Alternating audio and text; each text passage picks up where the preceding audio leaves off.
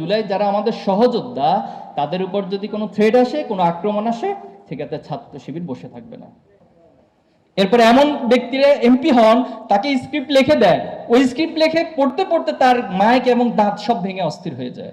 এমন ব্যক্তিরা এতদিন আমাদের এমপি ছিলেন। ছাত্র শিবির আদর্শিক জায়গা থেকে অথবা রাজনৈতিক প্রেক্ষাপটে এক একজনের সাথে ডিবেট থাকতে পারে, ভিন্ন মত থাকতে পারে, ভিন্ন কথা থাকতে পারে, কিন্তু জুলাই যোদ্ধা যারা অথবা জুলাই যারা আমাদের সহযোদ্ধা তাদের উপর যদি কোনো থ্রেট আসে, কোনো আক্রমণ আসে, সেক্ষেত্রে ছাত্র শিবির বসে থাকবে না।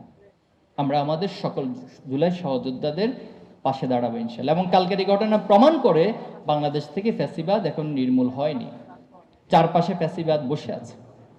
এই ফ্যাসিবাদকে নির্মূল করে তোমাদের হাত ধরে ছাত্র শিবির চায় এমন একটা প্রজন্ম তৈরি হোক যারা সৎ হবে, দক্ষ হবে, দেশপ্রেমিক হবে। দেখো, তুমি আমার সাথে ছাত্র শিবির করো, এই কথার সাথে তোমাকে একমত হওয়ার দরকার নাই, কিন্তু ছাত্র শিবির তোমাকে যে মেসেজটা দিচ্ছে তুমি সৎ হবা, এটার সাথে তুমি আমার সাথে একমত হবা।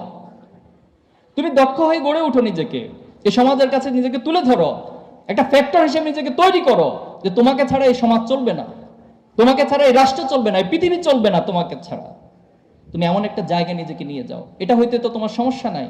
তুমি নিজেকে দেশপ্রেমিক হিসেবে গড়ে তোলো। দেশপ্রেমিকের বয়ান আমরা অনেক শুনেছি, অনেক বয়ানে শুনেছি দেশপ্রেমিকের কথা, কিন্তু আলটিমেটলি এই দেশপ্রেমিকের বয়ান তুলে, ফেনা তুলে এই দেশের চরম ক্ষতি করেছে বিগত সময়গুলোতে। তাহলে কি আমরা সৎ দক্ষ দেশপ্রেমিক হব? এই কথার সাথে একমত হবো সবাই?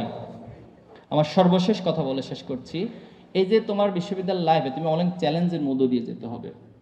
শয়তান তোমাকে অসওয়াসা দিবে, তোমার কিছু খারাপ বন্ধু তোমাকে হয়তো ভুল পথে পরিচালিত করতে পারে, যেন সতর্ক থাকা। আর তুমি যদি তোমার আলটিমেট জায়গায় পৌঁছতে চাও, সে জায়গায় পৌঁছার জন্য তোমাকে মৃত্যুর অনুভূতি রাখতে হবে। সবসময় মৃত্যুর অনুভূতিকে লালন করতে হবে, কারণ মৃত্যুর অনুভূতি মানুষকে অনেক খারাপ কাজ থেকে বাঁচিয়ে দেয়।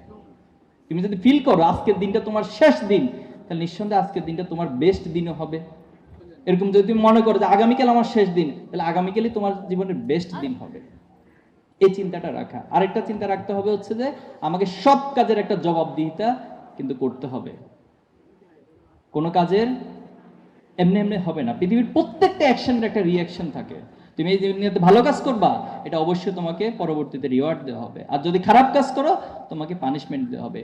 এই বিশ্বাসের উপরেই মূলত তোমাকে চলতে হবে। আরেকটা পয়েন্টে বলতে চাই যে তাকওয়ার জায়গা, আল্লাহর ভয়।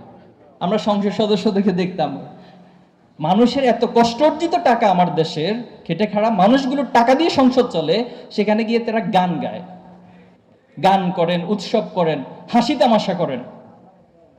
এরপরে এমন ব্যক্তিরা এমপি হন, তাকে স্ক্রিপ্ট লিখে দেয়, ওই স্ক্রিপ্ট লিখে পড়তে পড়তে তার মাইক এবং দাঁত সব ভেঙে অস্থির হয়ে যায়। এমন ব্যক্তিরা এতদিন আমাদের এমপি ছিলেন, নেতৃত্ব দিয়েছেন সমাজকে। এই জাতির উন্নতি হবে কিভাবে? তাহলে আমাদের এখানে সব রয়েছে।